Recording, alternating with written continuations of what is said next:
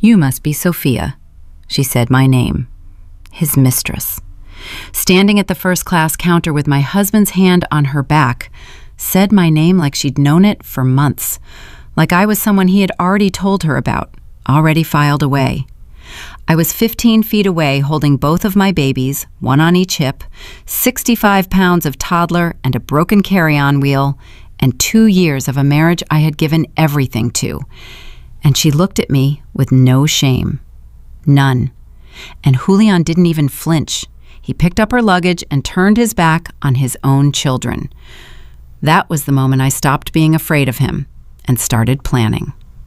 If this story shook you, subscribe right now and drop your city in the comments. I want to see exactly how far this has traveled. I almost didn't go that day. I remember standing in the hallway of our house at 5:30 in the morning, the twins strapped into their double stroller, both of them already fussing because they could feel my stress. Babies always can. Charlotte was pulling at the collar of her little pink jacket, and Camden kept trying to kick his shoe off. And I was running on 3 hours of sleep and cold coffee, wondering if I was making a mistake. Julian had come home late again the night before.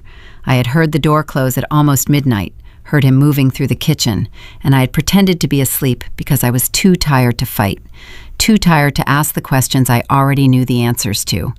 He hadn't come to bed. In the morning, he was already gone before the twins woke up. No note, no text, nothing. That had become our normal. My mother, Diane, had been asking me to bring the twins to Atlanta for months. She was 71, recently recovered from a knee replacement, and she hadn't held Camden and Charlotte since they were 3 months old. When I finally booked the tickets, I didn't even tell Julian until the night before. Not because I was hiding it, but because I knew he wouldn't care. "We're flying out tomorrow morning," I had told him over the dinner table, a dinner he barely touched. "Me and the kids, to see my mom. I told you about this 2 weeks ago." He looked up from his phone. His eyes moved to me like I was a screen he was checking briefly before going back to something more important. "Fine," he said. That was all. Fine. Not "have a safe trip," not "give your mom my love," not even a glance toward the twins who were in their high chairs right beside him, making a mess with their sweet potatoes. Fine. I had driven to the airport alone, loaded the stroller and the bags and 2 screaming toddlers into the car alone, navigated the departure terminal alone, and I was managing the security line alone, shifting Camden from one hip to the other while Charlotte grabbed at my hair, when I saw him. Julian, my husband, standing at the first-class check-in counter, 60 feet away from me, dressed in that charcoal blazer I had picked out for him at Nordstrom 2 Christmases ago. He was tall, relaxed, smiling. The version of him I hadn't seen in almost a year, the version that used to exist for me. My first thought was absurd. My first thought was, he changed his mind. He decided to come. And my heart, God, my heart, actually lifted. For one single, stupid second, I felt relief. I almost called out his name. Then she moved. She had been partially blocked by a luggage cart, and when she stepped into full view, everything stopped. The noise of the terminal, the twins fussing, the announcements over the PA system, all of it went silent in my head. She was beautiful in the way that makes you feel small without her even trying. Long auburn hair, the kind that catches light, a fitted coat. She was laughing at something Julian had said, and the laugh was easy and bright, and she touched his arm when she did it, fingers resting just above his elbow, and Julian leaned into her, just slightly, the way a man leans into warmth. His hand found the small of her back, and I knew. I knew before my brain even fully processed what my eyes were showing me. I knew in my chest, in my stomach, in the place behind my sternum where I had been carrying a cold, shapeless fear for months. I knew.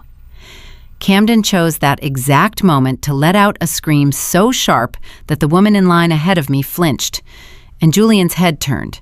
He scanned the terminal automatically, the way anyone does when they hear a child cry. And then his eyes found me. I watched his face go through 3 different expressions in less than 2 seconds. First, surprise.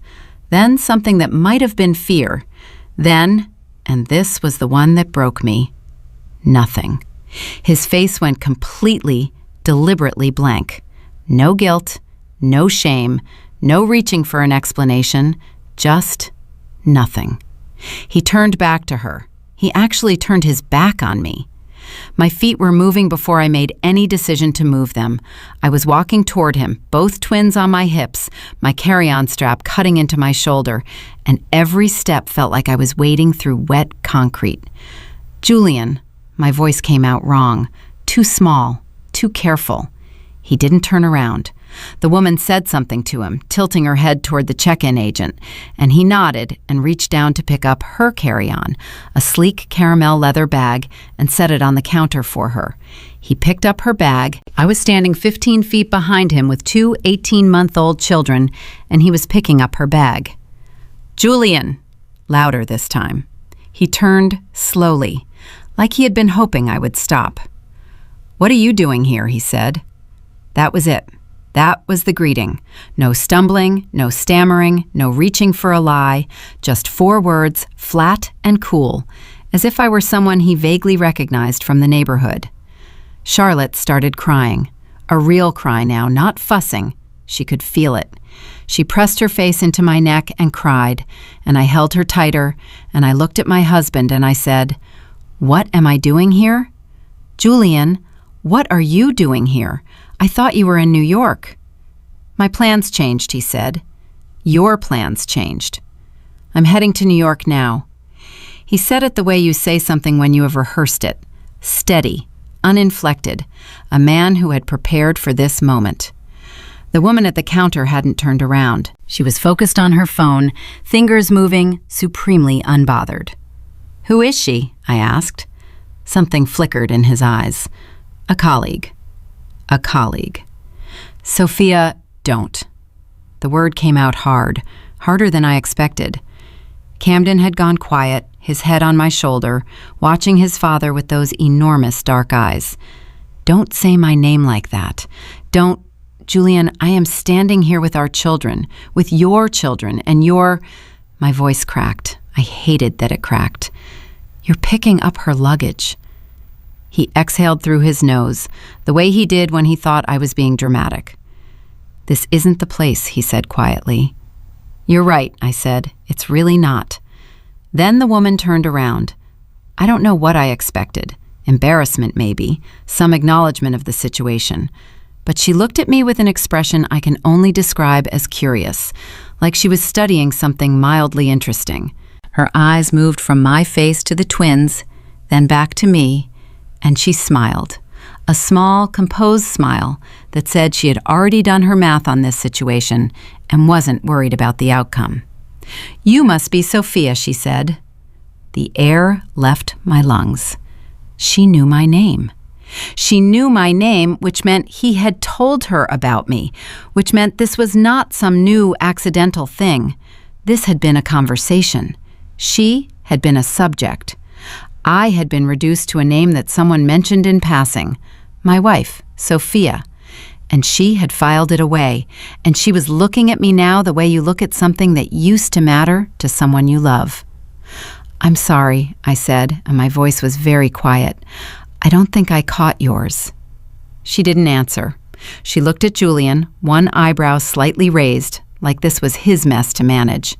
And Julian said nothing. That silence, that single moment of chosen silence, it told me everything I had spent 8 months trying not to know. He wasn't going to say her name, because if he said her name, it became real. It became something I could hold on to, something I could show a lawyer. And Julian, I understood in that moment, had been very, very careful about what was real and what could be proven. Camden said, "Dada," his small voice, so clear. Julian looked at his son. For just a moment, something moved across his face, something human and complicated, and then it was gone. He looked away. "I have to go," he said. "Julian, we'll talk when you're back from Atlanta." He reached down, picked up the woman's second bag, and placed it on the scale. "You are not serious right now," I said, my voice rising. A woman nearby glanced over. "Julian, look at me. Look at your kids. You cannot just—" "Sophia?" His voice dropped, sharp. "You're making a scene." "I'm making a scene?" I almost laughed. "You're at the airport with your girlfriend and I'm making a scene?" "Keep your voice down." "Don't you tell me to keep my voice down." Charlotte was crying harder now, and Camden had started up again, and I was holding 65 pounds of toddler, and my whole marriage was unraveling in the first-class check-in line of LAX, and he was telling me to keep my voice down. A flight attendant appeared at my elbow, young, kind-faced, clearly uncertain. "Ma'am, can I help you with anything?" I looked at her. I looked at my husband. I looked at this woman whose name I didn't know, but who knew mine. "No," I said. "No, I'm fine." But my hands were shaking. Julian turned back to the counter. He was done with me. That was the decision he had made, right here, right now, with our children watching. He was done.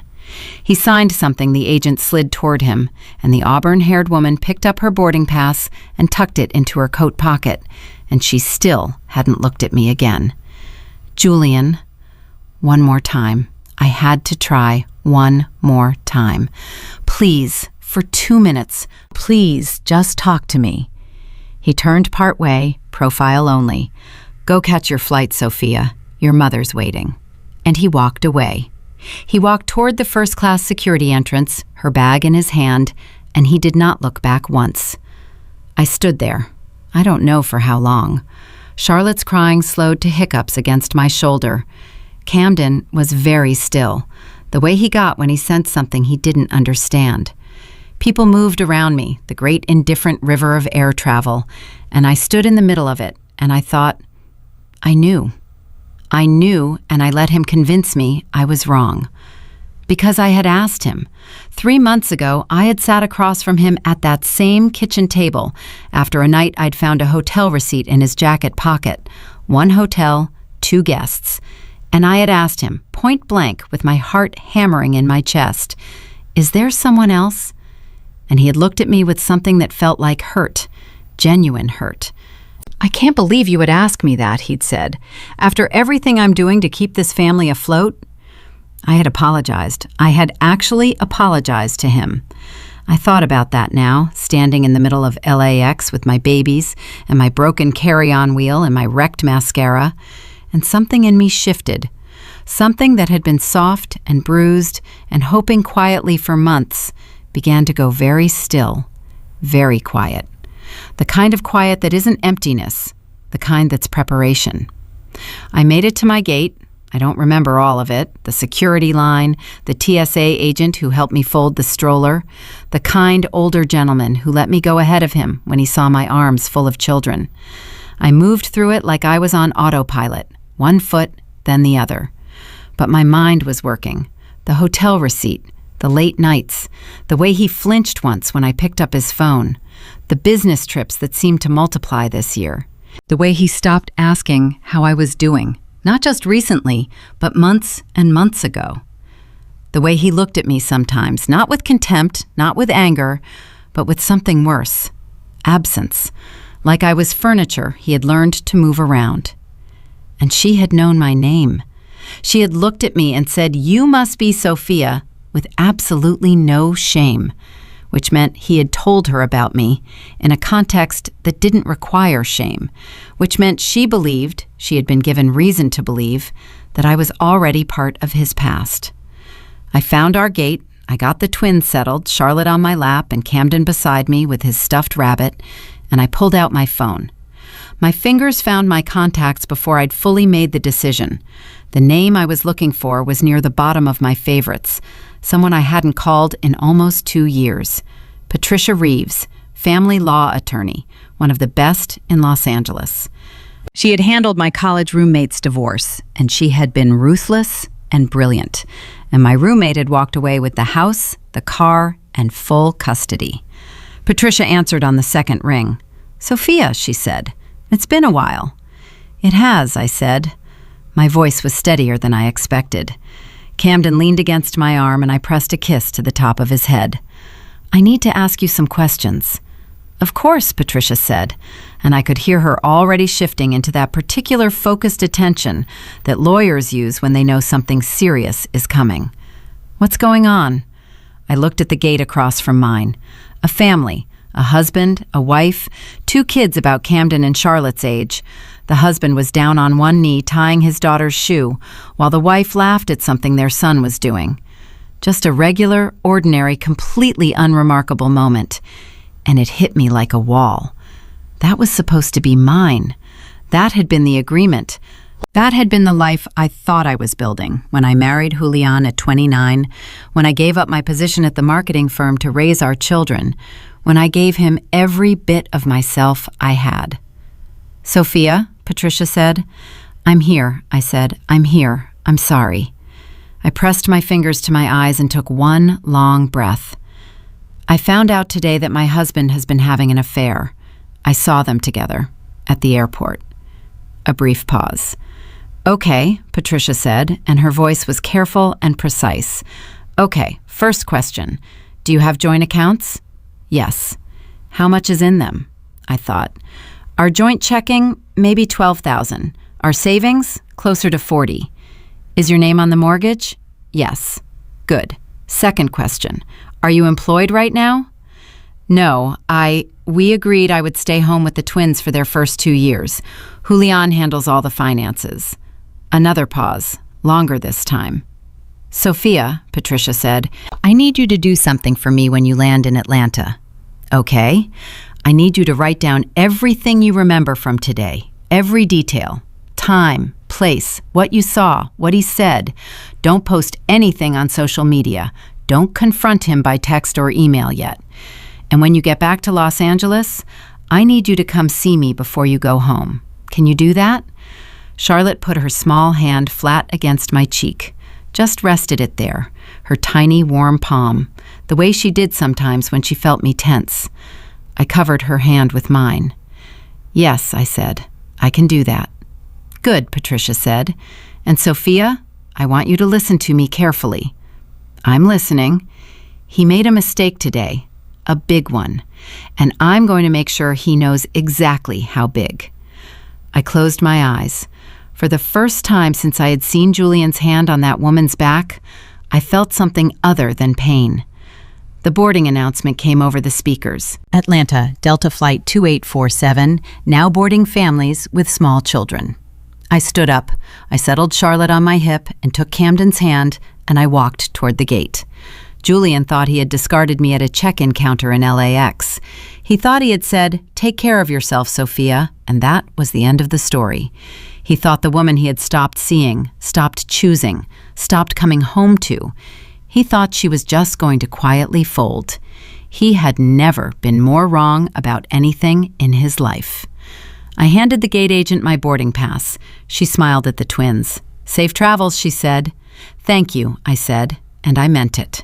My mother was waiting at the arrivals gate with both arms open before I even cleared the sliding doors, and the moment I saw her face, that soft, lined, completely familiar face, I burst into tears. Not the quiet kind, the ugly kind. The kind I had been holding in for 3 hours and 40 minutes somewhere over the American South, pressing my face toward the airplane window so the twins wouldn't see, so the woman in the middle seat wouldn't ask questions. I had held it together through the turbulence over Texas, and through Charlotte spilling apple juice on my sleeve, and through Camden falling asleep against my shoulder with his fist curled in my hair. I had held it together all the way to Atlanta. And then I saw my mother, and I fell apart completely. I've got them, she said, already reaching for Charlotte, pulling her in with that instinctive grandmother certainty. "I've got both of them. You let go, baby. I've got it." I stood in the middle of Hartsfield-Jackson Airport, and I cried. She didn't ask me what happened, not right away. That was one of the things I had always loved about my mother. She knew the difference between the crying that needed questions and the crying that needed silence. She loaded both twins into her car, got Camden buckled and Charlotte settled with a cracker, and she drove us home without a word, one hand on the wheel and one hand reaching back to rest on my knee. It wasn't until the twins were down for their nap, both of them passed out in the middle of her guest bed surrounded by every stuffed animal she owned, that she sat across from me at her kitchen table with 2 cups of tea and said, quietly, "Tell me." So I told her, all of it. The hotel receipt 3 months ago, the way his phone was always face down, the business trips, the nights I would lie awake trying to calculate whether I was being paranoid or perceptive, and how he had made me feel crazy for even wondering. And then today, the airport, the woman, the hand on the small of her back, the luggage. "You must be Sophia." When I said that part, my mother's cup stopped halfway to her mouth. "She said your name," my mother repeated. "She knew exactly who I was." My mother set her cup down very carefully. She folded her hands on the table. I had seen that expression on her face exactly twice in my life. Once when my father left, and once when my younger brother was in a car accident. It was the expression she wore when something was serious enough that she needed to be completely calm so that no one else had to be. "How long?" she said. "I don't know, a year maybe longer." "And the children?" "He looked at Camden," I said. Camden said Dada, and Julian looked at him, and then he just looked away, like he needed to put him somewhere he didn't have to think about. My mother was quiet for a long moment. Then she said, "You called Patricia." It wasn't a question. She knew me. "On the way to the gate," I said. "She wants to meet when I get back to LA." My mother nodded slowly. "Good, that's good." She reached across the table and took both of my hands in hers. Her grip was strong, the way it had always been. "I need you to hear me, Sophia. Really hear me. Okay? You did not fail. Whatever he has told himself, whatever story he has written in his head to justify what he's doing, none of it is about your worth. You understand me?" I nodded. My eyes were burning again. "I watched you have those babies. I watched you give up your career, your sleep, every inch of yourself to build a home for that man and those children. And I need you to know that what he has done is not a reflection of what you are. It is a reflection of what he lacks." I pressed my lips together. "Mom, I'm serious, Sophia. I have been watching you disappear into that marriage for 2 years, and I didn't say enough. So I'm saying it now. You are not done. You are not finished. You are 32 years old, with 2 beautiful children and a lawyer who is very, very good at her job. And Julian has no idea who he just declared war on." I almost laughed. Almost. "He really doesn't," I said softly. My phone buzzed on the table between us. We both looked at it. Julian, calling. My mother raised one eyebrow. I took a breath, and I answered. "Sophia." His voice was different now, quieter, more careful. The airport version of Julian, the cold, dismissive one, had apparently had time to think on his flight. "I think we should talk."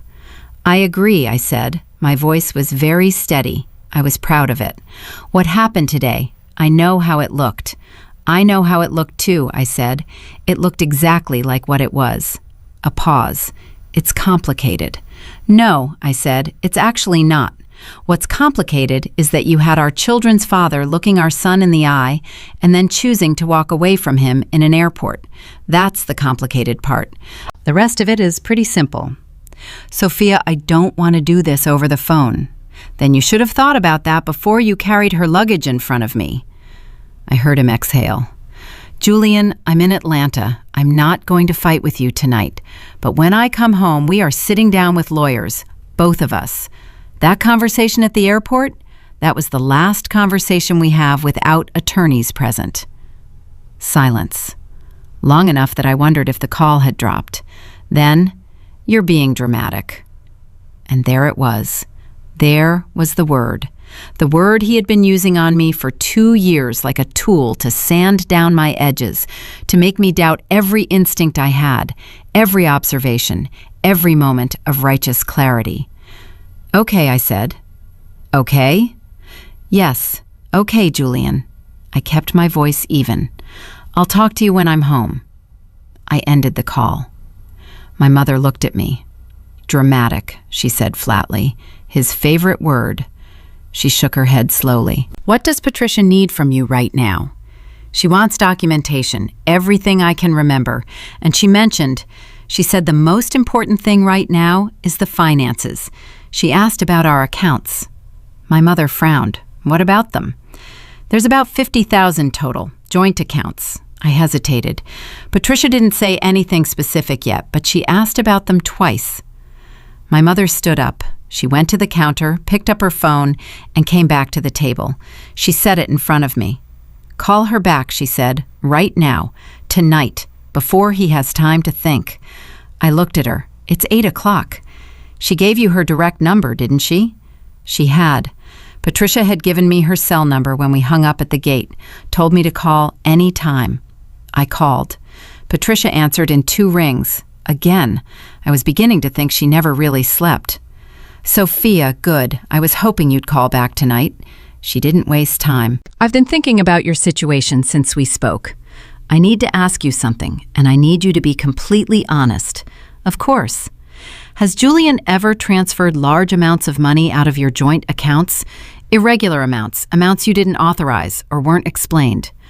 I thought back. There had been something. 6 months ago, a withdrawal I'd noticed, a few $1,000s, and when I asked Julian, he said it was a contractor deposit for some work on the house that never actually happened. I had forgotten about it because it was around the time Charlotte had an ear infection, and I was barely keeping my head above water.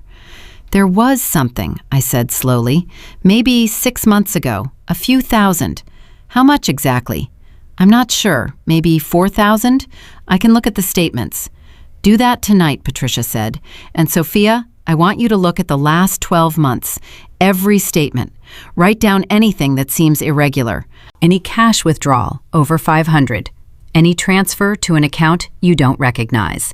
Any recurring payment to something you've never heard of. My stomach had gone cold. You think he's been moving money? I think it's a possibility we need to rule out, Patricia said carefully. If he's been planning this for a while, and based on what you've told me, this didn't start yesterday, then it is not unusual for a spouse in this situation to begin quietly restructuring their finances before initiating divorce proceedings. That word, divorce, landed on me in a new way. I had been thinking it all day, circling it, but hearing Patricia say it out loud made it concrete and sharp. I'll look tonight, I said. Good. And one more thing, she paused. Does Julian know you've contacted me? No. Keep it that way for now. Do not tell him. Do not hint at it. If he brings up divorce first, say you need time to think. Can you do that? Yes. Sophia, you're doing the right thing. I want you to know that. This is not revenge. This is protecting yourself and your children. Those are 2 very different things. After I hung up, my mother and I sat at that kitchen table with her laptop between us, and we went through 14 months of joint bank statements. It took us almost 2 hours. My mother made more tea. Charlotte woke up briefly, and I settled her back down, and then came back to the table. And what we found, I almost couldn't process it at first. 11 separate transfers over 13 months, amounts ranging from $2,200 to $6,000, mostly to the same account, an account I had never seen, never authorized, never been told about. The total, when my mother added it up on her notepad, pencil scratching in the quiet kitchen, was $41,800. $41,000. Gone. Sophia, my mother said.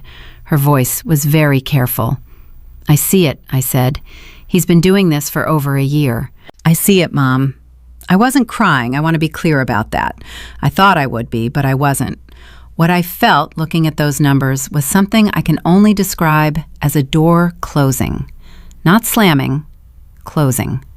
Quietly, firmly, with a click. I had spent so many months wondering if I was too sensitive, too suspicious, too demanding. I had apologized for asking the question I had every right to ask.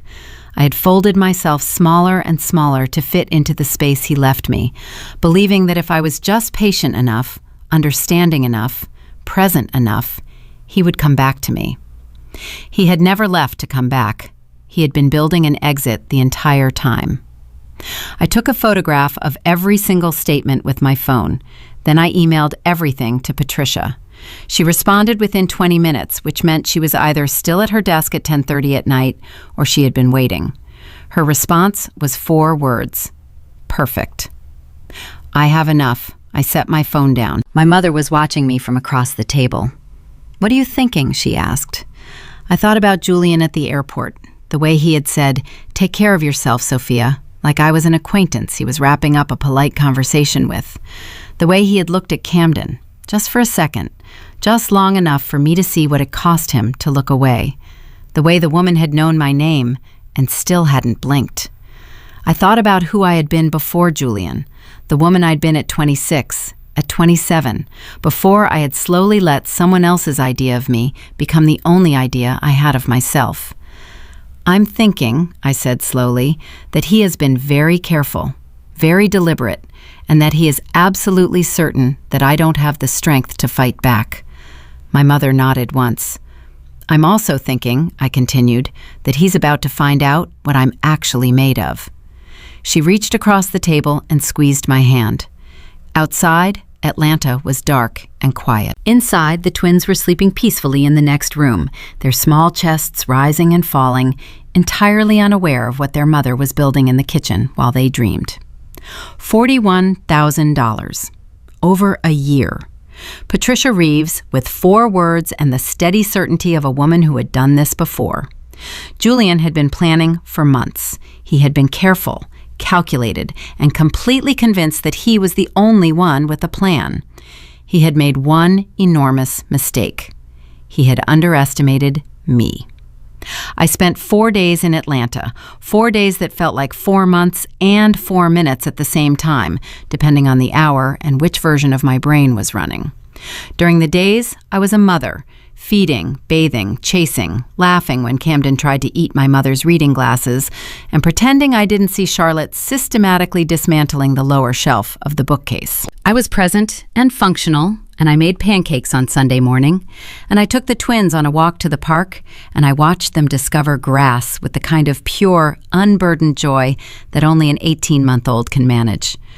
And during the nights, while the twins slept and my mother's house went quiet, I was someone else entirely. I was a woman reading through documents on her laptop, going back over 2 years of a marriage she thought she understood, finding the seams where everything had been quietly coming apart. Patricia and I exchanged 12 emails over those 4 days. She was building something, she told me. She needed more time, but what I had sent her was, in her words, more than sufficient to establish a pattern. She didn't tell me everything she was working on. She didn't need to. What she said instead was, "Trust me and do not do anything yet." I was good at waiting. Julian had spent 2 years teaching me to wait. Julian called twice more. The first call, I let go to voicemail. His message was brief and strangely businesslike. He hoped the twins were doing well. He had some things he needed to discuss with me when I returned. He was sure we could handle everything like adults. The word adults hit me somewhere specific, like he was already framing this as a thing that would be handled, managed, and I was expected to be cooperative about being managed. The second call, I answered. "When are you flying home?" he asked. No hello. "Thursday," I said. "I'd like to talk Thursday night, after the kids are down." "Sure," I said. I kept my voice light, easy, the way Patricia had coached me. "That works." A pause. He was listening for something, trembling maybe, anger, something he could use to justify the narrative he was building in his own mind about who was being unreasonable here. I gave him nothing. "Sophia," he said, and his voice shifted into something softer, something that might have worked on me 6 months ago. "I know you're hurting. I understand that. And I want you to know that I do care about you, about the family." I held the phone against my ear, and I looked at the ceiling of my mother's guest room, and I thought about $41,800. "I know you do," I said. "Thursday night, we'll talk." I hung up. My mother appeared in the doorway. She had heard the last 30 seconds. He's trying to soften you up before Thursday, she said. I know. He thinks if he says the right things now, you'll come home emotional and agree to whatever arrangement he's already drafted in his head. I know, Mom. She looked at me for a moment. Then she nodded once, satisfied. Good, you know. Thursday came. I packed the twins, said goodbye to my mother, who held me for a long time at the door and whispered, "Call me the second you know anything." And I flew back to Los Angeles. Patricia met me at a coffee shop 2 miles from our house. Not her office. She had been specific about that. She didn't want Julian to see her car. Didn't want there to be any record of me visiting her office before our conversation Thursday night. She was thinking about everything. That was why I trusted her.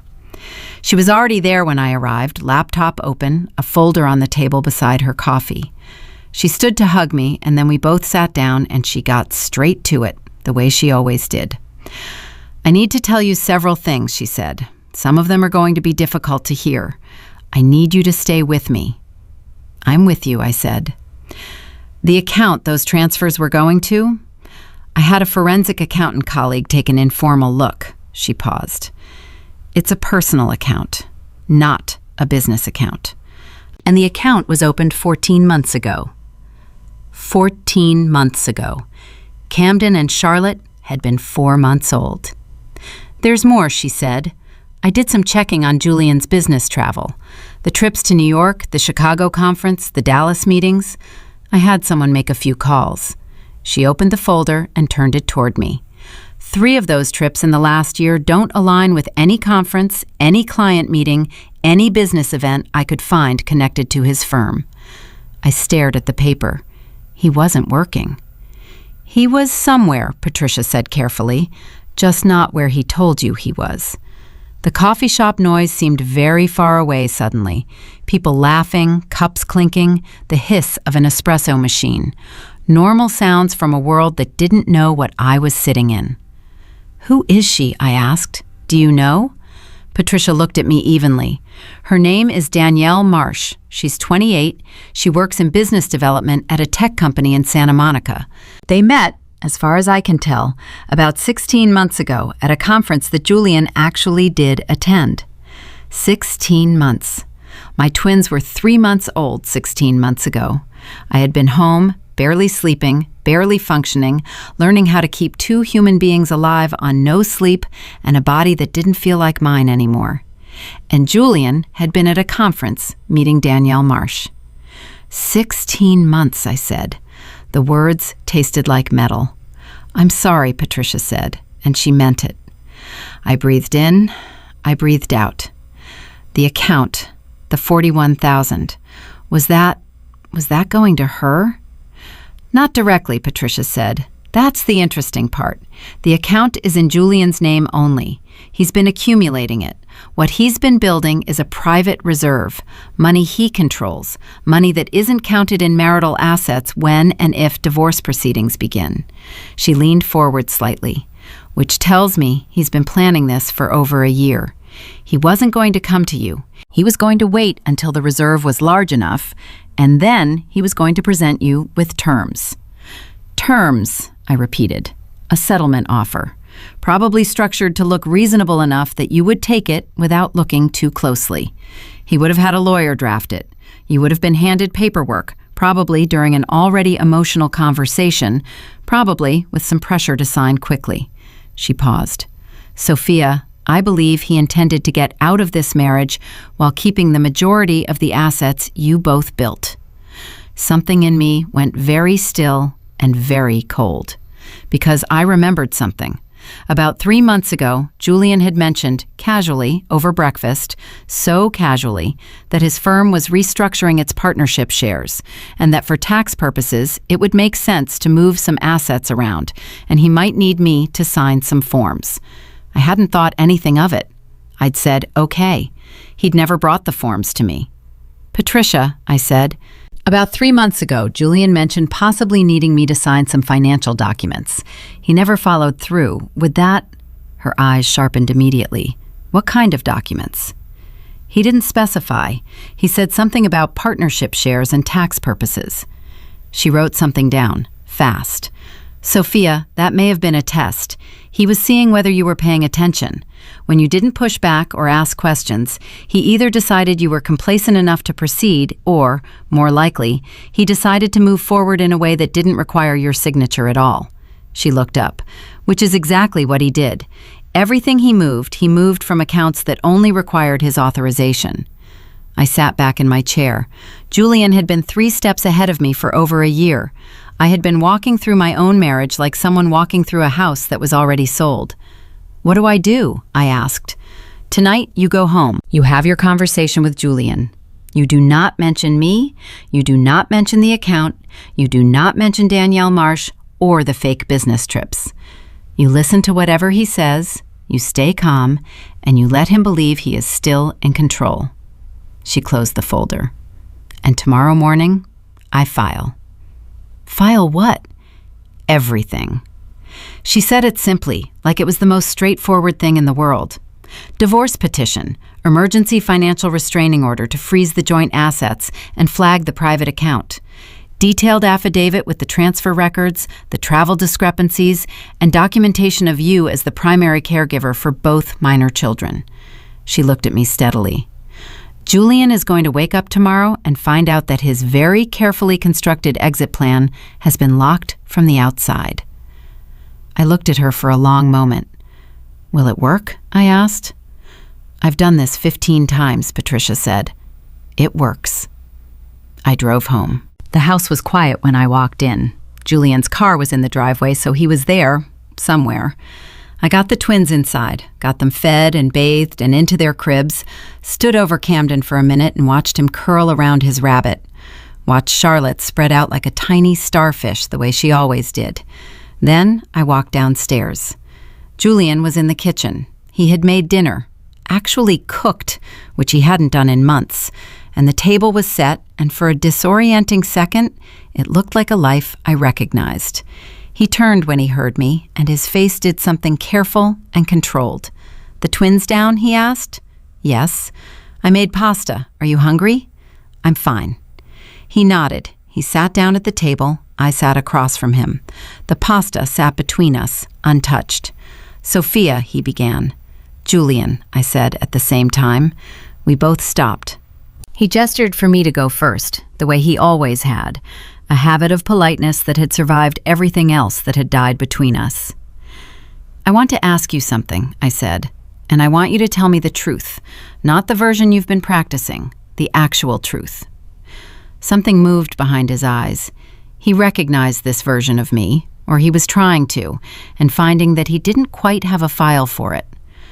"Okay," he said carefully. "Do you want out of this marriage?" A long pause. He looked at the table. He looked at his hands. He did the thing men do when they are working out which version of the truth costs them the least. "I think," he said slowly, "that we've grown apart. That's not what I asked. I think we want different things. Julian," I kept my voice level, "do you want out of this marriage, yes or no?"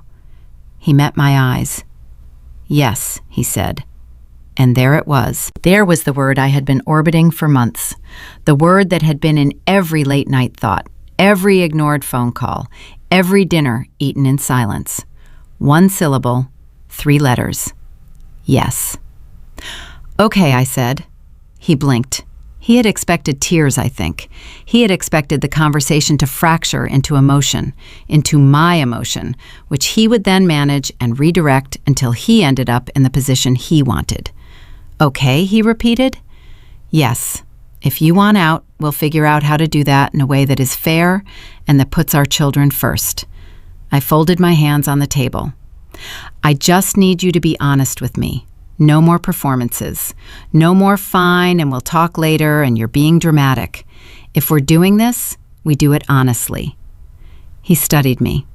I watched him trying to read me and coming up with something he hadn't expected. "I think that's fair," he said slowly. He looked almost relieved, like he had been bracing for a war and I was offering a quiet handshake. "I want you to know that I intend to take care of you and the kids, financially. I'm not going to—" "I trust you," I said. Those 3 words. I watched them land on him like something warm. His shoulders came down slightly, his jaw unclenched. Because he believed them. He heard, "I trust you," and he heard, "I will not look too closely," and he heard, "I will accept what you offer me," and he relaxed into that belief the way a man relaxes when the thing he was afraid of turns out not to be coming. "I'm glad," he said. "I think we can handle this like adults." There was that word again, adults. "Absolutely," I said. We talked for another 40 minutes. He laid out, in the broad strokes of a man who had been rehearsing this for some time, what he imagined a separation would look like. He would be generous, he said. He would make sure I had what I needed. He mentioned a number, a monthly support figure, that sounded reasonable until you understood what was missing from it, which was every hidden dollar, every transferred asset, the partnership shares, the private account. He was offering me the visible surface of our finances. I smiled and nodded and said, "That sounds like a starting point," and I went to bed. I lay in the dark, our bed, his side empty because he had moved to the guest room months ago, and I stared at the ceiling, and I thought about Danielle Marsh, who was 28 and knew my name. I thought about 16 months of trips that weren't trips. I thought about my babies asleep down the hall. I thought about my mother at her kitchen table saying, "You are not done." I picked up my phone and sent Patricia one text. "We're ready." Her response came in under a minute. "Filing at 9 a.m. Get some sleep." I closed my eyes. Julian Abel was asleep somewhere in this house, certain that tomorrow he would begin executing a plan he had been building for over a year. Certain that I was cooperative, emotional, and entirely in the dark. Certain that the woman he had dismissed at an airport check-in counter was going to accept whatever was handed to her. He had never once considered that while he was building his exit, I had been building something too. He had one night left of being certain, and then everything he had planned, everything he had hidden, every dollar he had moved, and every trip he had lied about, and every moment he had chosen her over his children, all of it was about to come out into the light. I slept. I woke up at 6:53 the next morning to Camden's voice through the baby monitor, that soft, half-asleep babbling he did before he fully committed to being awake. I lay there for 30 seconds listening to him, and then I got up, and I was a mother first. Bottles, breakfast, the familiar chaos of two toddlers who wanted everything simultaneously and couldn't agree on anything. Julian came downstairs at 7:30. He was dressed for work, moving through the kitchen with the ease of a man who had slept well, a man who believed yesterday's conversation had gone exactly as planned. He poured himself coffee. He glanced at the twins in their high chairs. "Morning," he said. "Morning," I said. He ruffled Camden's hair once, quickly, lightly, the gesture of a man who knew he was supposed to do something fatherly and executed the minimum version of it. Camden looked up at him with those big, dark eyes and said, "Dada," and held up a piece of toast, offering it the way toddlers offer things, with complete and uncomplicated love. Julian smiled briefly, set down his coffee, picked up his keys. "I'll be home late," he said. "Don't wait up." I didn't say anything. I just nodded, and he walked out the door, and at 9:03 that morning, Patricia Reeves filed everything. I know the exact time because she texted me. Filed, 9:03, clock is running. I was sitting on the floor of the living room with Charlotte trying to stack blocks on my knee when the text came through. I read it twice. Charlotte's blocks tumbled and she shrieked with delight and clapped her hands, and I kissed the top of her head and thought, "It's done," and felt something in my chest release like a knot that had been pulled tight for so long I had stopped noticing the pain of it. Patricia called at 9:45. The emergency financial restraining order went through, she said, without preamble. Both joint accounts are frozen as of this morning. The flag on the private account has been submitted. That will take a day or two to process. His attorney will receive service of process by end of business today. "His attorney," I said. "He has one?" He retained one 6 weeks ago, Patricia said. A man named Greg Fallon, family law, mid-tier firm in Century City. He's decent, but he's not exceptional. The slight emphasis she put on exceptional told me everything about how she rated herself by comparison. Greg is going to call Julian today, probably around noon, when he gets the filing. And Julian is going to know that you knew, that you had already talked to me, that the conversation last night was not what he thought it was. I had been thinking about that moment since I woke up, the moment Julian found out. How do you think he'll react? I asked. Men in his position react one of two ways, Patricia said. They either go quiet and let their attorneys handle everything, which is the smart play, or they come home angry. A pause. Based on what you've told me about him, my guess is he comes home angry. She was right. He called me at 12:17. I watched his name light up my screen, and I let it ring 4 times before I answered. What did you do? Not a question. Flat and hard. The voice of a man who had just been handed a document he hadn't expected.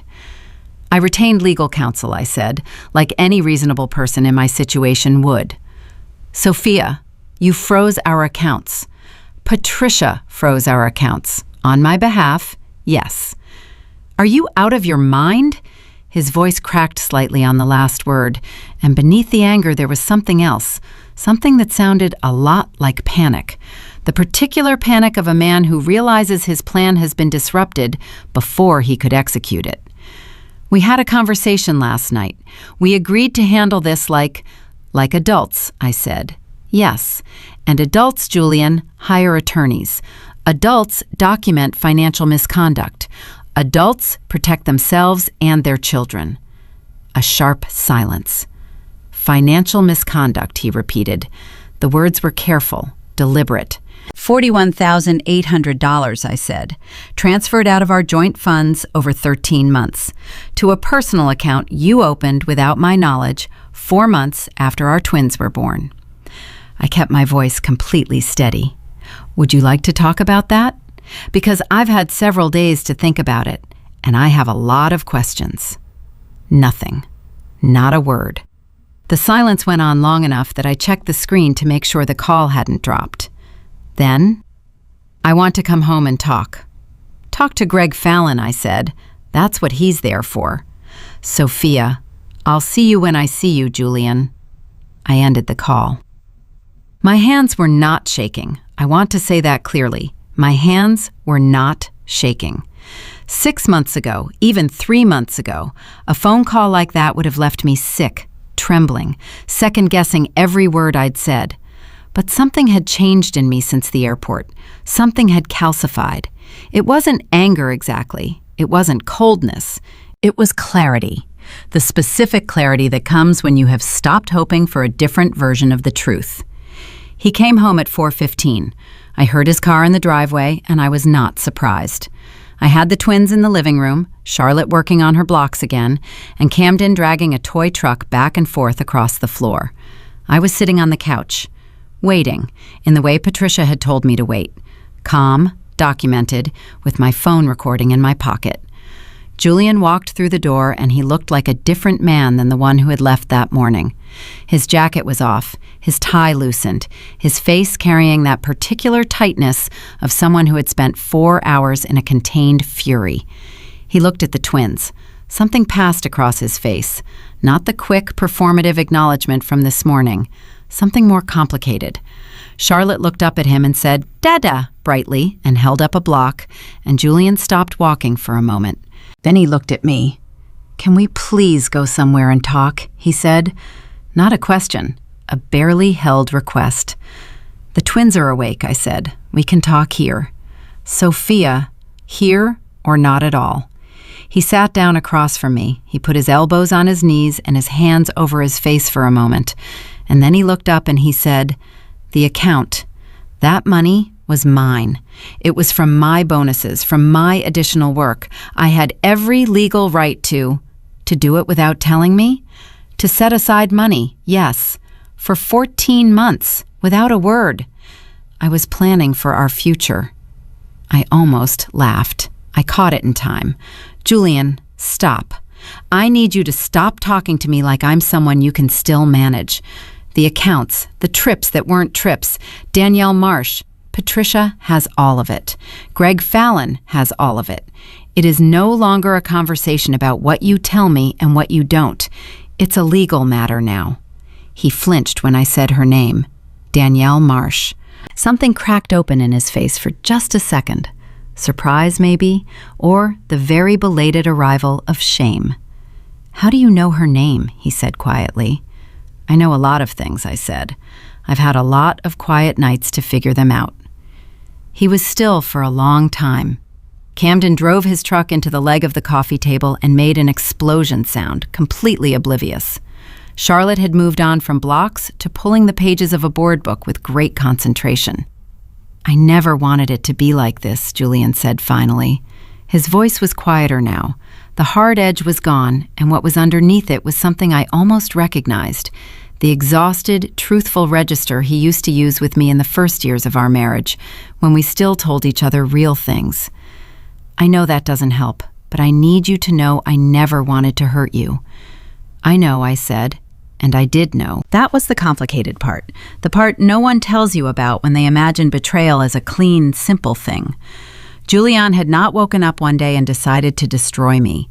He had made 100 small choices over a long time, each one easier than the last, each one taking him a little further from the man I had married, until one day he was at a first-class check-in counter with another woman, and he had forgotten, completely, how to look his son in the eye. That doesn't change what happened, I said, and it doesn't change what I'm going to do. What are you going to do? He asked. And for the first time since I'd known him, Julian sounded genuinely uncertain, not about strategy, about me, about who I actually was. I'm going to make sure my children are provided for, I said, fully. Not just the visible part of what we have, all of it.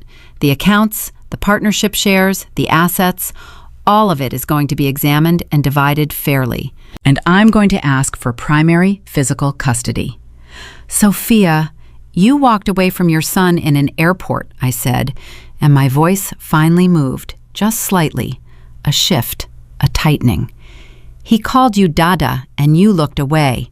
I watched that happen, and I will not pretend it didn't, and I will not negotiate around it like it was nothing. Julian's jaw worked. He looked at Camden. Camden had abandoned the truck and was now trying to climb onto the couch cushion with the focused determination only toddlers achieve.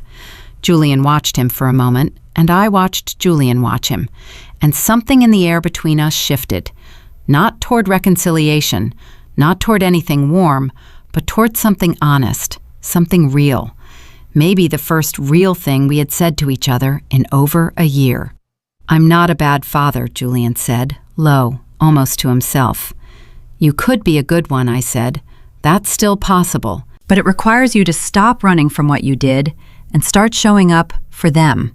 Not for me, for them. He nodded slowly, said nothing. 3 days passed, tense, strange, carefully silent days, where Julian and I moved through the house like two people orbiting the same sun from opposite directions, never colliding, never connecting. The twins, the only gravity between us. Greg Fallon and Patricia exchanged their first round of formal correspondence. Julian moved the rest of his personal things to the guest room without being asked. And then Patricia called on a Tuesday afternoon with something I hadn't seen coming. I need you to come to the office, she said. Today, if possible. Her voice had that particular focused quality, not alarmed, but contained, the way a surgeon sounds when they've found something during the procedure they hadn't expected. What is it? I asked. In person, she said. Come at 3. I drove to her office with the twins in the back seat, left them in the lobby with Patricia's assistant, a kind young woman named Becca, who produced a bag of animal crackers from somewhere and won their hearts immediately. And I sat down across from Patricia's desk, and she opened a folder and turned it toward me. I looked at what was inside. It took me a moment to understand what I was seeing. Then it took me another moment to understand what it meant. This is a lease agreement, I said. Yes. For an apartment in Santa Monica. Yes. In Julian's name and... I stopped. And Danielle Marsh, Patricia said, signed 8 months ago. Monthly rent, $4,200, paid from the private account. I sat back in my chair. 8 months ago. The account had been open for 14 months, and 8 months ago, 6 months before the airport, 2 months after I had asked Julian point blank if there was someone else, and he had made me feel crazy for asking, he had signed a lease on an apartment with her. He had been paying rent for a home he shared with another woman while he lived in our house and slept under our roof and sat across from me at our kitchen table. He had 2 homes, I said. Effectively, yes. He was living with her. Part-time at minimum. I thought about all the nights he had come home late, all the mornings he had been gone before the twins woke up, all the business trips. He hadn't been working late. He hadn't always been on business trips. He had been 4 miles away in Santa Monica. Patricia, I said, does this change anything? Legally? She looked at me very directly. It changes a great deal, she said. The apartment is funded entirely by the diverted marital assets. That means the private account, the $41,000, wasn't just savings he was hiding. It was actively being used to fund a second household. That is dissipation of marital assets. That is, in California family law, a very serious matter. She paused. It also significantly affects the narrative around his parental presence. He was physically absent from the marital home on a regular basis, voluntarily. That matters in a custody evaluation. My head was very loud and very quiet at the same time. There's one more thing, Patricia said. She turned to another page in the folder. Danielle Marsh gave notice on the Santa Monica apartment 11 days ago. I looked up. After the airport. After the airport, Patricia confirmed. The lease termination is dated 3 days after your encounter at LAX. She watched me process this. He apparently told her something about the situation that prompted her to end the arrangement. I thought about that. About what that meant. Danielle Marsh, 28 years old, who had looked at me with such composed certainty, she had given notice, which meant that the version of events Julian had been selling her had shifted, which meant she had found out something she hadn't known before, which meant, and this landed slowly like a stone dropping through deep water, Julian may have been lying to her, too. He told her something, I said, after he saw me at the airport. That's my read, Patricia said. What do you think he told her? Patricia looked at me steadily. I think he told her the marriage was over, or close to it. I think he presented her with a version of this situation that made him look like a man on his way out of a dying marriage, not a man who was managing 2 households simultaneously while his wife raised their twin infants alone. She paused. And I think the airport changed something for her, seeing you, the children, the reality of it, up close. I sat with that for a long moment. I had been the obstacle in her story. I had been the wife, the inconvenient, fading, postnatal wife who Julian was about to leave. Except that when she looked at me at that check-in counter, she hadn't seen someone fading. And then Julian had said, "Take care of yourself, Sophia," in that empty, dismissive way, and she had watched him do it, and maybe, something in her had shifted too. I didn't feel sorry for her. I want to be clear about that. I felt nothing warm toward Danielle Marsh, but I felt something unexpected, something that took me a moment to name. I felt like a person again, because her leaving meant that the story Julian had constructed, the one where he was the protagonist moving toward a better life and I was the footnote, had fallen apart from the inside. He had lost us both in the same week. His wife had filed and his girlfriend had given notice, and he was standing in the rubble of 2 simultaneous lives with nothing but a private account and a Century City attorney who was, according to Patricia, not exceptional. What happens next? I asked. We go to mediation first, Patricia said, required in California. But given what I now have, the dissipation, the hidden account, the lease, the fake business trips, Julian's attorney is going to advise him to settle. Fighting this in court is not in his interest. He knows it, Greg knows it, and by the end of this week, Julian will know it too. And the custody? I want primary physical custody for you with generous visitation for him, Patricia said. I believe, given his documented absences and the airport incident, we can achieve that. She leaned forward slightly. But Sophia, I need to ask you something, and I need your honest answer. Okay. Do you want him to have a relationship with his children? The question sat between us. I looked at my hands in my lap. Camden, that small voice. Dada. The toast held up like an offering. Charlotte's serious face whenever Julian walked into a room, the way she tracked him, waiting to be noticed. Yes, I said, they deserve a father.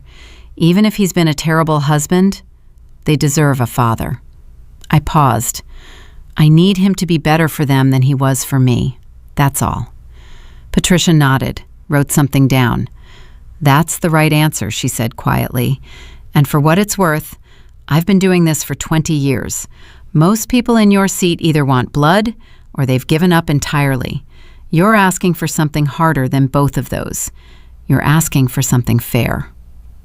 I rode home in the late afternoon, the twins asleep in their car seats, the city moving around me in its ordinary, indifferent way. I thought about a lease in Santa Monica. I thought about $41,000. I thought about Danielle Marsh packing a bag in an apartment she had believed was the beginning of something, and instead had turned out to be the middle of someone else's ending. I thought about my mother saying, "You are not done." I wasn't. I was, in fact, just beginning. Julian was home when I arrived. He heard me come in, and he appeared in the hallway, and he looked at me with the expression of a man who has spent the day talking to his attorney and learning exactly how much he didn't know that I knew. He didn't say anything. He just looked at me, really looked at me, the way he hadn't in a very long time. And I looked back. Patricia wants to schedule mediation, I said. Greg will be in touch. Julian nodded slowly. The fight, the controlled fury of the phone call, the performance from the Thursday night conversation, all of it was gone. What was left was something quieter and more honest. Something that might have been, underneath everything, a man reckoning with himself. Sophia, he said. Julian. He stopped, started again. I'm sorry for all of it. I know it's not enough. I looked at him for a long moment. I thought about every night I had waited up, every question I had swallowed, every apology I had given him for asking the things I had every right to ask. No, I said, it's not enough, but it's a start. I picked up Charlotte, who had woken up in my arms and was looking at Julian with her wide, patient eyes. Camden reached up from the floor and grabbed Julian's hand, not knowing and not caring about any of it, just wanting his father, the way children want their parents, with a love that is entirely unconditional and entirely unearned. Julian looked down at his son's hand wrapped around his finger, and this time he didn't look away. Mediation was scheduled for a Tuesday morning, 6 weeks after Patricia filed. 6 weeks that move the way time moves when you are simultaneously dreading something and desperate for it to be over. Slowly in the middle of the night, and then suddenly, terrifyingly fast when you open your eyes on the morning it arrives. I dressed carefully that day, not to impress anyone, not to perform anything. I dressed the way my mother had taught me to dress for the moments that matter, with intention. Like you are telling yourself something before the world has a chance to tell you anything first. I wore the navy blazer I had bought 2 years before the twins were born, back when I was still working, back when I was still that version of Sophia. It still fit. That felt important somehow. Julian was already gone when I came downstairs. He had moved out of the house 8 days earlier, quietly, without drama, taking 2 suitcases and the things that were genuinely his. He was staying at a corporate rental in Culver City. I knew the address because Patricia had it on file, and because Camden had asked for Dada 3 times the first morning, and I had needed to know where to reach him. He had been calling every evening to say goodnight to the twins. I want to say that clearly because it matters. He called every single evening. 7:15, right at bath time, and I would hold the phone up and Camden would shout incoherent things at the screen, and Charlotte would press her nose against it, and Julian would laugh, really laugh, not the performed version, and something in that small ritual was so ordinary and so painful that I had to step out of the room afterward each time and take 3 long breaths before I could continue the night routine. He was trying, late, imperfectly, in the only ways left available to him, but he was trying. And I had meant what I said to Patricia. My children deserved a father. So I held the phone up every evening at 7:15, and I took my 3 breaths after, and I kept moving. My mother had flown in from Atlanta 2 days earlier. She was at the house with the twins while I went to mediation. When I came downstairs with my blazer and my folder and my carefully controlled expression, she looked at me from across the kitchen, the way she had looked at me my entire life, like she could see all the way through the version I was presenting to the real one underneath. "You have everything you need," she said. It wasn't a question. "Patricia says we do," I said. "I'm not asking about Patricia." She crossed the kitchen and adjusted my collar, the way she had done before my first job interview at 22. "I'm asking about you." I looked at her. "Yes," I said, "I have everything I need." She cupped my face in both hands for 1 second, then let go. "Go," she said. Patricia was waiting for me in the lobby of the Mediation Center, a neutral, professionally bland office building in West LA, chosen specifically because it belonged to neither of us. She was in a charcoal suit, her briefcase on the chair beside her, and when she saw me, her expression said, "We are ready, we are prepared, we are walking in there, and we are not walking out with less than what is right." We went through the ground rules with the mediator, a composed woman named Dr. Ellen Chu, who had the manner of someone who had sat in rooms like this one for many years and had learned to distinguish between the people who were ready to resolve something and the people who were there to perform their grievance. She looked at both sides carefully before we began, and I thought I saw something in her expression settle slightly, a minute recalibration, when she looked at Julian and Greg Fallon across the table, and then at Patricia and me. Julian looked tired, not the kind of tired that comes from one bad night, the deep, structural tired of someone who has been carrying a weight that finally got too heavy. He was in a gray suit. He had shaved carefully. He looked like himself and also like someone who had recently become a stranger to himself, which I supposed was accurate. He glanced at me when I sat down. I met his eyes briefly and then looked at Dr. Chu, because I had promised myself I would not spend this morning reading Julian's face for signals. I had spent 2 years doing that. I was done.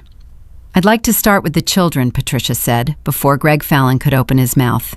She set a document on the table. "We're proposing primary physical custody with Mrs. Harmon, alternating weekends with Mr. Harmon beginning in 60 days, with the provision for expansion of his parenting time as both parties agree it is in the children's best interest." She paused. "We believe this is generous given the documented history of absence." Greg shifted in his seat. "My client disputes the characterization of the lease agreement," Patricia said, and she turned another page, and she set it on the table, and she waited. Silence. Julian looked at the lease. He didn't look surprised. Greg had already shown it to him, I was certain. But he looked, for the first time in this process, genuinely cornered. Not by strategy, by paper, by the undeniable date-stamped reality of what he had done. "My client acknowledges that decisions were made that he regrets," Greg said carefully. $41,800 in diverted marital assets, Patricia said, used to fund a secondary household. "We're seeking full restitution of that sum as part of the asset division, in addition to an equitable split of all documented joint assets, including Mr. Harmon's partnership shares, which we have had independently valued at—" She turned to another page, and the number she read out loud made Julian go very still. Greg leaned over to his client and said something low. Julian's jaw tightened. He nodded once. "We need a recess," Greg said. Dr. Chu called 10 minutes. Patricia and I went to the small side room they gave us, and Patricia closed the door and looked at me and said simply, "He did not expect the partnership valuation. His attorney clearly did not prepare him for that number." "Is it accurate?" I asked. "We had 2 independent valuations done," Patricia said. "It's accurate. And it is, frankly, significantly larger than whatever figure he had in his head when he was rehearsing this conversation." She allowed herself a small, precise smile. "He's been thinking about this settlement in terms of the visible assets, the house, the joint accounts. He forgot about what he's built at his firm over 12 years. He forgot that it counts, that it's ours." Ours. The word hit differently now, not as a claim of ownership, but as a statement of fact. I had been there for 12 years, too. I had moved with him when the firm relocated. I had hosted dinners for his colleagues. I had stepped back from my own career so that his could accelerate without the friction of 2 demanding schedules and 2 small children with no one to run toward. His success was not built in isolation. It was built on a foundation that included me, and the law, finally, agreed. When we went back in, Julian was different. The quiet control he had maintained through the first hour was thinner now. He looked at me across the table, and I could see him recalibrating, not calculating, not strategizing, actually recalibrating. Looking at me the way you look at someone when you realize you fundamentally misread them. "I want to say something," Julian said. He looked at Greg, who clearly would have preferred he didn't. "Not for the record, just, I need to say it." Dr. Chu nodded. Julian looked at me. "I spent the last year convincing myself that I was the only one who had been unhappy, that you hadn't noticed, that you wouldn't fight." He stopped, looked at his hands. I was wrong about all 3 of those things. I held his gaze. I did not fill the silence with absolution, because it wasn't mine to give freely, and he hadn't earned it yet. "Yes," I said, "you were." He nodded. Something in him seemed to drop an inch. Not defeat exactly, more like the particular relief of a man who has stopped pretending. "I want what's right for the kids," he said. "I want you to know that. Whatever else I've done, that's real." "Then show up," I said. "Every visit, every call, every single time they need you. Don't make them wonder." I paused. "That's all I'm asking for, Julian. Be there for them consistently enough that they never have to wonder." He held my gaze for a long moment. "I will," he said, and for the first time in longer than I could remember, I believed him.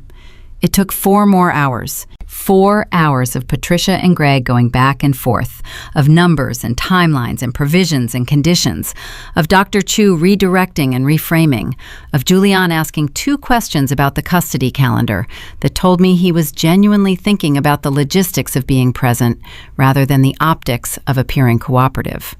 4 hours, and then it was done. The house would go on the market. We would split the equity. Julian's partnership shares would be valued and factored into the division. The $41,800 would be returned to the marital estate and divided accordingly. I would receive spousal support for 3 years, enough time to rebuild my career, to get the twins into school, to reconstruct the professional life I had set down when we decided I would stay home. Primary physical custody to me, alternating weekends to Julian, with the clear provision that this was a floor, not a ceiling. It could expand as he demonstrated consistency. Patricia shook my hand in the lobby. "You did well in there," she said. "You did the work," I said. "You did the courage," she said. "Those are different things." I drove home.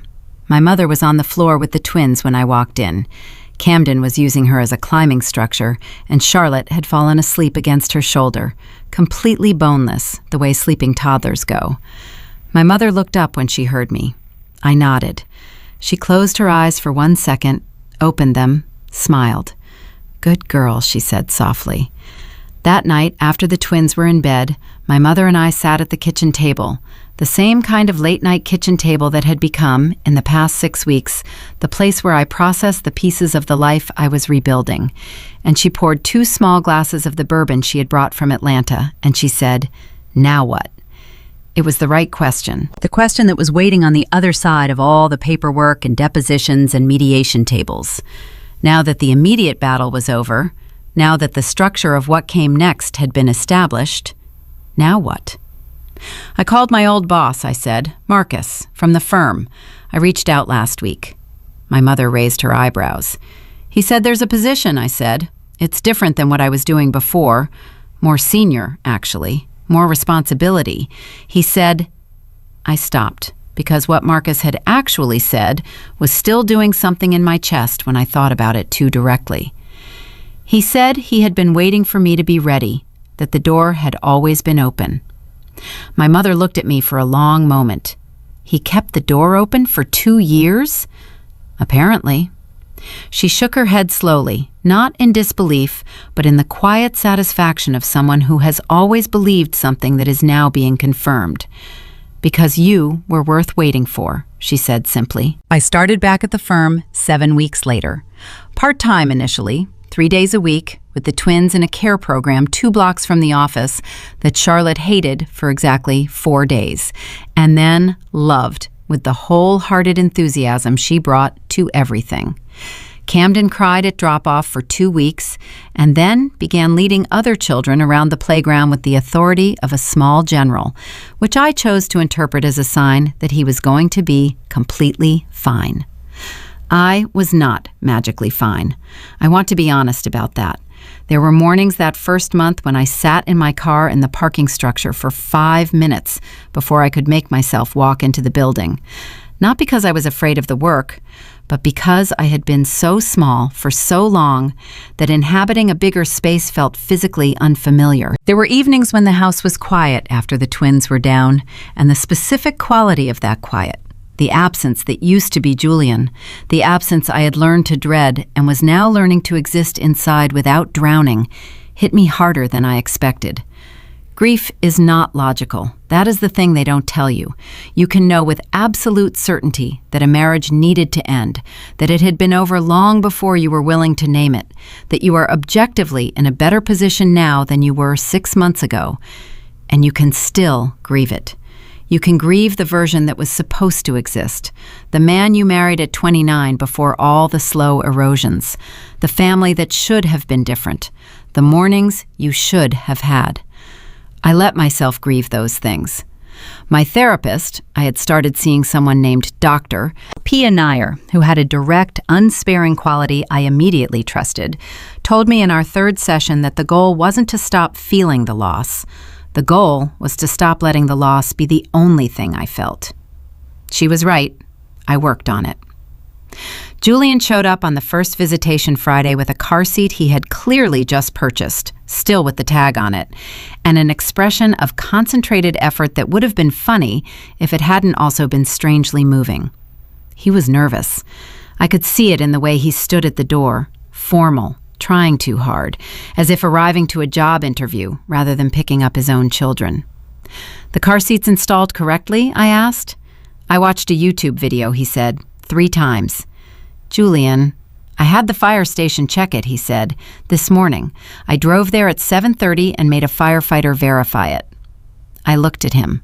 He looked back. And despite everything, despite all the months and the money and the airport and the woman who had known my name, I felt something that was neither warmth nor coldness, but something simpler and more durable. 2 people who had made 2 children together and were going to have to figure out how to be decent to each other for the next 16 years, standing in a doorway, trying. "Okay," I said, "that works." Camden launched himself at Julian's legs the moment he came around the corner, the way he always did, with no memory of airport counters or months of absence, with nothing in him but the pure animal certainty that his father was his father, and that was enough. Julian caught him, lifted him, buried his face in Camden's neck, and I heard him make a sound that I turned away from because it wasn't mine to witness. Charlotte was more considered. She stood in the hallway and looked at Julian with her serious, evaluating expression, the one that had been making adults feel assessed since she was about 6 months old. She looked at him for a long moment. Then she walked over and put her arms up. Julian picked her up with his other arm, both twins against his chest, and the expression on his face was the kind that has no name. I closed the door after they drove away. I stood in the hallway of a house that was about to be sold, that would be someone else's in a few months, that had been the container of a marriage and would soon be something else entirely. I stood there and I felt the quiet settle around me.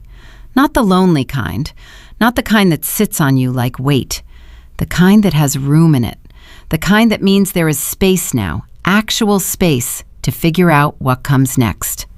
My phone buzzed. My mother. How'd the first pickup go? I typed back, he got the car seat checked at the fire station. 3 dots. Then, I'll be damned. I laughed, out loud, alone in the hallway. A real laugh, the kind that starts in your chest and surprises you. Then I put my phone in my pocket and I walked into my kitchen and I made coffee and I sat down at the table where so many things had been figured out in the dark, and I opened my laptop and I pulled up the project Marcus had assigned me that morning, and I read the first page and then the second, and somewhere in the third page I stopped noticing the quiet at all because I was thinking again. Actually thinking, the particular sharp pleasure of a mind that has been dormant too long and is finally asked to work.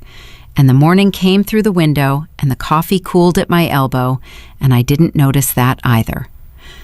This is what they don't put in the story when they tell it back to you later, the part that comes after the airport and the lawyer and the mediation table. The ordinary Tuesday morning 6 months later when you are just a woman sitting at her kitchen table doing her work, and the grief is real, but the grief is not all of it, and your children are going to be picked up by their father at 6 o'clock, and he will have their car seats correctly installed, and your mother is 1 phone call away, and your boss kept a door open for 2 years, and you are, as it turns out, still entirely yourself. That version of me, the one at the airport, 65 pounds of toddler on her hips, mascara ruined, watching her husband carry someone else's luggage, she was not the end of the story. She was the moment I finally stopped waiting for someone else to decide who I was going to be. I had walked through LAX with 2 crying babies and a broken carry-on wheel, and I had come out the other side. Not because it hadn't hurt. It had hurt more than anything I had ever known. But because the pain, it turned out, was not a wall. It was a door, and I had walked through it. Camden and Charlotte would grow up knowing their mother as a woman who did not fold when folding would have been easier, who made the hard calls and kept her promises and sat at the kitchen table in the dark when she had to and got up in the morning when she had to, and built something real from the rubble of something false. They would grow up knowing that. Maybe they wouldn't have words for it until they were older, but they would know it in the particular way children know the things that live in the bones of a home, not from being told, but from being there. The house sold in March. I found an apartment 12 minutes away, close enough that Julian could be at our door in 15 minutes if he needed to be, far enough that I could breathe. I painted Camden's room blue and Charlotte's room yellow, and my own room a deep, quiet sage green that my mother said was too dark, and I told her was exactly right. She came to see it when it was done. She stood in my bedroom doorway and looked at the green walls and was quiet for a moment. "You're right," she said finally. "It's exactly right."